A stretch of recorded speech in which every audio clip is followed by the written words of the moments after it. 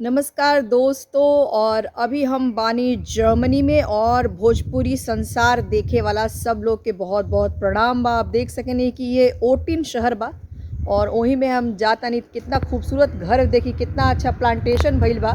ये सब भी बहुत अच्छा चीज़ बा यहाँ कि काफ़ी पर्यावरण के लोग ध्यान रखेला। पीछे गुलाब के फूल बा। आई रउआ लोग के वो गाना सुनावत है नहीं, बड़ा खूबसूरत सा बड़ा फेमस भइल रहे।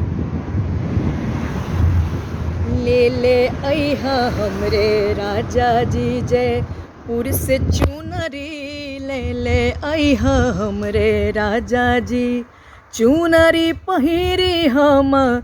चुनरी पहिरी हम बन जइब सुनरी। ले ले अइहा हमरे राजा जी ओही रे चुनरिया में गोटा लगवाई।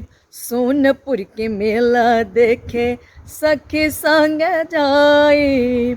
तोहरी सजनिया बनी, तोहरी सजनिया बनी जय दुलरी। ले ले अइहा हमरे राजा जी जयपुर से चुनरी। ले ले अइहा हमरे राजा जी चुनरी पहिरी हम। चुनरी पहिरी हम बनी जइब सुनरी। ले ले अइहा हमरे राजा जी जयपुर से चुनरी। ले ले अइहा हमरे राजा जी। ताई थोड़ा सा और व्यू देखा तनी। यहाँ के घर बार भी बड़ा सुंदर बा, खूबसूरत बा।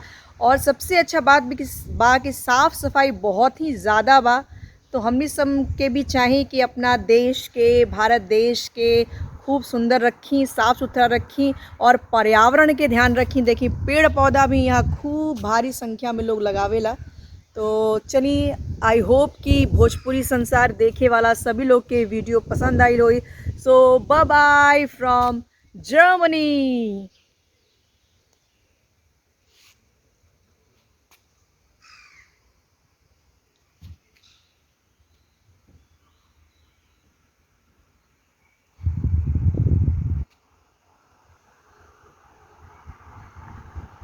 बाय।